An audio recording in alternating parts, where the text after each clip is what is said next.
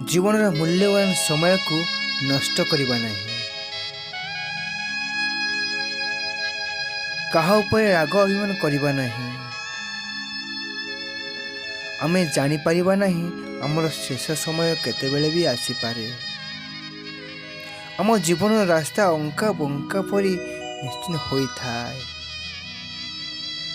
ସୁଖ ଦୁଃଖକୁ ସାଥିରେ ନେଇ ଚାଲିବାକୁ ପଡ଼ିଥାଏ। ଜୀବନରେ ଯେତେବେଳେ ଦୁଃଖ ଆସେ ସୁଖ ଭାରି ମନ ଦୁଃଖ କରିଥାଏ। କିଛି ଦିନ ପରେ ସୁଖ ଶାନ୍ତି ପୁଣି ଥରେ ଫେରି ଆସିଥାଏ। ସୁଖ ଦୁଃଖ ତୁମ ସହିତ ସାରା ଜୀବନ ରହିଥାଏ। ଜନ୍ମ ମୃତ୍ୟୁ ସୁଖ ଦୁଃଖ ଆମ ଜୀବନର 2 ଦିନର ହୋଇଥାଏ।